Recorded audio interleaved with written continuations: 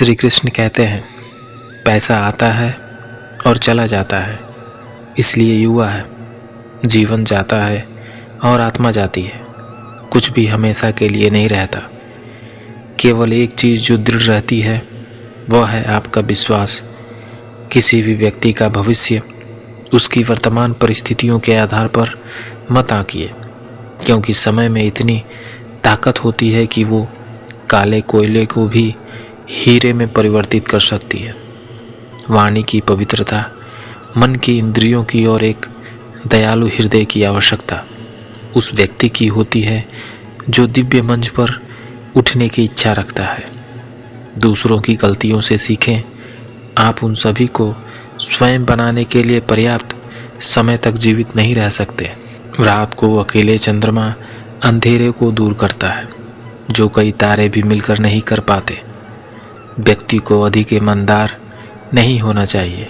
जैसे सीधे पेड़ पहले कट जाते हैं, ईमानदार लोगों पर पहले ही शिकंजा कस जाता है। यदि पैर में मणि और सिर पर दर्पण रखा जाए तो भी मणि अपना मूल्य नहीं खोती है। पुरुषों की तुलना में महिलाओं में भूख 2 गुना, लज्जा 4 गुना, साहस 6 गुना और वासना 8 गुना होती है। संचित धन खर्च करने से बचता है, जैसे कि आने वाला ताज़ा पानी रुके हुए पानी को बाहर निकालने से बचता है। यह विचार छोड़ दो कि ये आसक्ति और प्रेम दोनों एक चीज़ है। वे शत्रु हैं। यह आसक्ति है जो सभी प्रेम को नष्ट कर देती है। इस पृथ्वी पर 3 रत्न हैं, अन्न, जल और प्रिय वचन। मूर्ख लोग चट्टानों के टुकड़ों को रत्न समझ लेते हैं। धन, मित्र, पत्नी और राज्य तो वापस मिल सकता है, लेकिन यह शरीर खो जाने पर फिर कभी नहीं मिल सकता। बीमारी, दुर्भाग्य, अकाल और आक्रमण के समय जो कोई भी आपकी सहायता करता है वह वास्तविक धर्मों में आपका सच्चा भाई है। वे नीच लोग जो दूसरों के गुप्त दोषों की बात करते हैं, स्वयं को वैसे ही नष्ट कर देते हैं जैसे सांप चींटियों के टीले पर भटक जाता है। पाप पूर्वक अर्जित धन 10 वर्षों तक रह सकता है। 11वें वर्ष में वह मूल धन के साथ गायब हो जाता है। जिस प्रकार एक सूखा पेड़ आग लगने पर पूरे जंगल को जला देता है, उसी प्रकार एक दुष्ट पुत्र पूरे परिवार को नष्ट कर देता है। अपना धन केवल योग्य को दें और दूसरों को कभी नहीं। मेघों को प्राप्त समुद्र का जल सदैव मीठा होता है। सेवक को उसके कर्तव्य के निर्वहन में, रिश्तेदारियों को कठिनाई में, मित्र को विपत्ति में और पत्नी को दुर्भाग्य में परखें। कांटे और दुष्ट लोगों से निपटने के 2 ही तरीके हैं, एक उन्हें कुचल देना और दूसरा उनसे दूर रहना। श्री कृष्ण कहते हैं, बुद्धिमान पुरुषों को हमेशा अपने पुत्रों को विभिन्न नैतिक तरीकों से पालना चाहिए, क्योंकि जिन बच्चों की नीति शास्त्र का ज्ञान होता है वह अच्छे व्यवहार वाले होते हैं और अपने परिवार के लिए एक गौरव बन जाते हैं। हर पहाड़ में मणिक नहीं होता, न ही हर हाथी के सिर में मोती होता है, न तो साधु हर जगह पाए जाते हैं और न ही चंदन का पेड़ हर जंगल में होता है। भगवान लकड़ी, पत्थर या मिट्टियों की मूर्तियों में नहीं है। उनका वास हमारी भावनाओं में है, हमारे विचारों में है। इस भावना से ही हम इन मूर्तियों में ईश्वर को विद्यमान मानते हैं। वह जो भविष्य के लिए तैयार है, जो किसी भी स्थिति से चतुराई से निपटता है, वह दोनों खुश हैं। लेकिन भाग्यवादी व्यक्ति जो पूरी तरह से भाग्य पर निर्भर करता है, अंत में बर्बाद हो जाता है। कठिन समय में धन की रक्षा करनी चाहिए। धन की बलि देकर पत्नी की रक्षा करनी चाहिए, लेकिन पत्नी और धन की बलि देकर कभी भी अपनी आत्मा को अवश्य बचाना चाहिए। हर मित्रता के पीछे कोई ना कोई स्वार्थ होता है।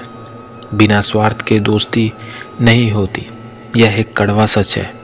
उस व्यक्ति से दूर रहो जो आपसे मीठी बातें करता हो, लेकिन आपके पीठ के पीछे आपको बर्बाद करने की कोशिश करता है, क्योंकि वह जहर से भरे घड़े के समान है जिसके ऊपर दूध होता है। अपमानित होकर जीवन की रक्षा करने से अच्छा है मर जाना। जीवन की हानि केवल एक पल का दर्द देती है, लेकिन रोज़ रोज़ अपमानित होना रोज़ रोज़ मृत्यु के समान है। जो बीत गया उसके लिए हमें परेशान नहीं होना चाहिए, न ही हमें भविष्य के बारे में चिंतित होना चाहिए। विवेकी पुरुष केवल वर्तमान क्षण से निपटते हैं। सांप के दांत में, मक्खी के मुंह में और बिच्छू के डंक में जहर होता है, परंतु दुष्ट मनुष्य इससे अतृप्त हैं। एक अशिक्षित व्यक्ति का जीवन कुत्ते की पूंछ की तरह बेकार हो जाता है, जो न तो उसके पिछले सिर को ढकती है और न ही कीड़ों को काटने से बचाती है। जब तक आपका शरीर स्वास्थ्य और नियंत्रण में है और मृत्यु दूर है, अपनी आत्मा को बचाने का प्रयास करें। जब मृत्यु निकट हो तो तुम क्या कर सकते हो? वह जो हमारे मन में रहता है वह निकट है, हालांकि वह वास्तव में दूर हो सकता है, लेकिन जो हमारे दिल में नहीं है वह दूर है, भले ही वह वास्तव में पास हो। नैतिकता, उत्कृष्टता व्यक्तिगत सुंदरता के लिए एक आभूषण है। धर्मी आचरण उच्च जन्म के लिए, सीखने में सफलता और धन के लिए उचित खर्च किसी व्यक्ति की उत्पत्ति का अनुमान उसके व्यवहार से, उसके मूल्य स्थान का उसके स्वर से और उसके भोजन के सेवन का अनुमान उसके पेट के आकार से लगाया जा सकता है। पृथ्वी सत्य की शक्ति द्वारा समर्थित है। यह सत्य की शक्ति है जो सूर्य को चमकाती है और हवा चलाती है। वास्तव में सभी चीज़ें सत्य पर टिकी हुई हैं। बात एक समय की है। रावण के बेटे का नाम मेघनाद था। उसका एक नाम इंद्रजीत भी था। दोनों नाम उसकी बहादुरी के लिए दिए गए थे। दरअसल मेघनाद इंद्र पर जीत हासिल करने के बाद इंद्रजीत कहलाया और मेघनाद का मेघनाद नाम मेघों की आड़ में युद्ध करने के कारण पड़ा। वह एक वीर राक्षस से युद्ध था। मेघनाद श्री राम और लक्ष्मण को मारना चाहता था। एक युद्ध के दौरान उसने सारे प्रयत्न किए, लेकिन वह विफल रहा। इसी युद्ध में लक्ष्मण के घातक बाणों से मेघनाद मारा गया।